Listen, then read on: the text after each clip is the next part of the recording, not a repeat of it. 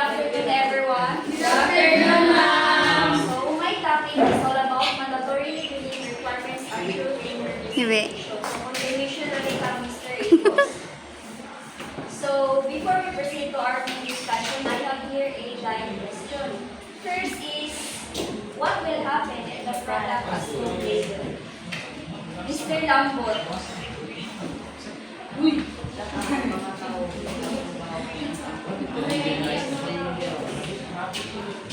During nakadaloan, what will happen if the product is not labeled? So, many of the consumer will have Curiosity. yes, curiosity kung okay wala siya i-make or Wala ko yung matawag ko kung saan nag-contain. contain na product. Okay, thank you. Next is, what is the label lies about the product mismo tanong? What if the label lies about the product? Label. So, if the label lies about the product, well, kuwan siya, delikado. Because it can cause, it's very dangerous to us, to us mamalitay kay tawag. Wala man nakabalo. Ay, kuwan siya, kanang, sa pagkalit tawag. Kung saan nag-contain ato, kung nakay, waka kabalo, ang imuhagi palit na product, tapos ang label niya kay Ate Kran, dali nga na. Wala ka kabalo, nga kato di ay iyahang kuhan kay, delikado di ay ito, delikado para sa tao. Okay, thank you. So last is, why should business follow labeling laws, Mr. Pagora? So why should business follow labeling laws? Well, nanagin na siya sa law nga kailangan mo follow ang business, no? Kay kung dili siya mo-follow sa may mahitabo, pwede siya makasuhan due to the selling process nga mahitabo dahil kay walay proper label. Ano siya? Okay, thank you. So, what is food labeling? Miss Ihadle. Based on my understanding about food labeling is that nakita mo sa akin ang product na nasa likod. So, mo na siya ang food labeling sa mga na-include nila ang nasa siya mag-expire sa mga ingredients and also gano'n yung mga nutrition facts. So, that's what I understand about food labeling. Okay, so tama si Miss Ihadle. No? So, when we say food labeling, it is the information printed on food packaging. Helps people know kung sa nga product, kung sa ingredients, at also kung safe ba na siya kadoon. So next is mandatory labeling requirements. So unsa man na siya, Miss Yagas? Ma'am? Mandatory labeling. So, mandatory labeling requirement. Requirements. Requirements na. Kanang ang pag-labeling daw sa your product is very important or should be followed because it helps the consumer to know what they eat and what are the nutrition facts that they will gain. So, and also they will know about the company and its processing in order for them to ensure that the food they intake is safe. Okay, thank you. No, so akong palakpakan si Miss Yagas. So when we say mandatory labeling are the specific pieces of information that must be appear on food product. So, apil na nila ang product name, kung sa iyang ingredients, and its content, manufacturer, kung asa mo, o isinagin mo, and then ang expiration date. So, next is truth in representation, Miss Iligan.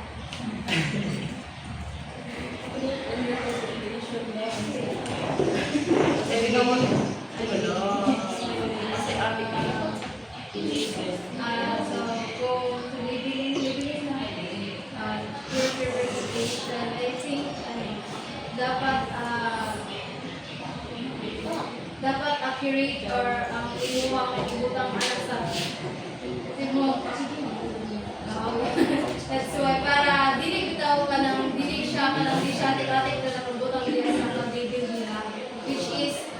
good, makatabang good siya sa mga buyers o or consumers para ma-monitor siguro nila nga safety ang kanang product or label nila.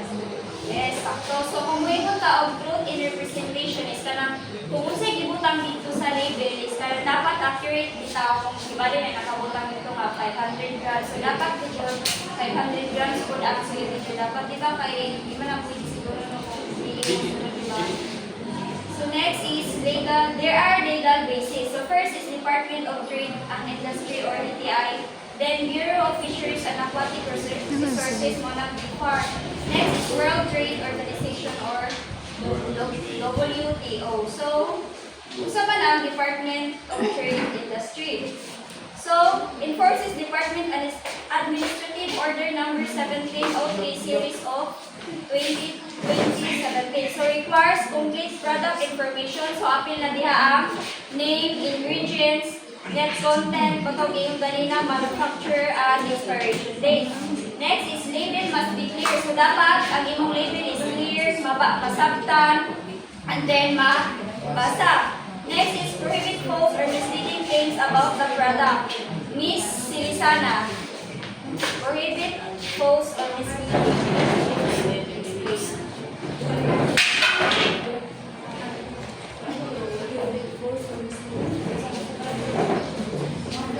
So dapat, Yes.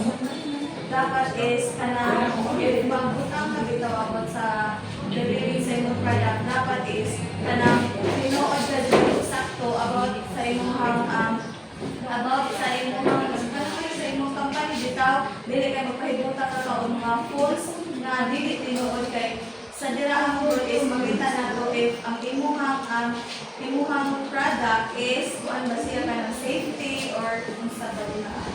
So, parehas sa buntang ginong ganina, no? Kung pila ang grams, dapat sakto. Next is ensure proper font size. Namalira ka. Size, placement, and visibility of label. So, dapat ito lang yung font size is mabasa and also sa iyang placement bitaw kung asa na yung sakto butang. Next is protect consumers and promote free trade. Mr. Ilo. Yes, ma'am. Asas. Protect Consumer promotes fair trade. So, DTI, you are protecting the consumer and also promotes trade, fair trade, patas, walang labis, walang kulang, ma'am. Yes, ma'am. So next is Bureau of Fisheries and Aquatic Resources or BFAR. Ijang rules sa fish product. So first is enforces Administrative Order Number 23 Series of 2022. Requires correct identification of fish. So dapat no kana bitong pagibalisakan bitaw dapat parehanan sa sa tinapa butang na dito kung usa na siya nga usa na nga isda so yun. Next is require correct identification of species. Mobile. Next is mandates declaration of origin. So kung asa na gikuha ang isda kung sa local ra ba or gikan sa lain nga country. Next is require proper method. So kung yun sa kuha kung ikuha ba sa ocean or sa naabay mo farm ba. Next is include processing. So ang BFAR ang magkuha na kung yung sa nila i-frozen ba, i-dry, or dried, smoke, kasi smoke din. Kanang ikan. Smoking, no smoking. Next is require proper storage and handling information. So si BFAR po lang kuan ana sa proper storage ko and also handle proper na nakuha kang O. So World Trade Organization or WTO Global Standard. Gusto na si Mr. Ilo. Provides guidelines under the TBT agreement. Sama na. Angon sa ma'am. Nang una, provide. So, it provide guidelines under the TBT agreement. So, World Trade Organization is very interconnected tanan ang trading through other countries na under sa TBT agreement. Ma'am.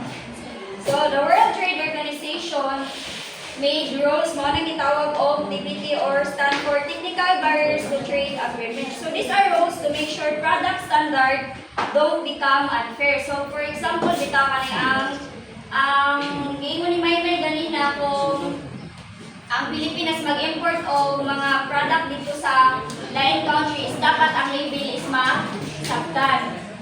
So next is, ensures labeling rules are transparent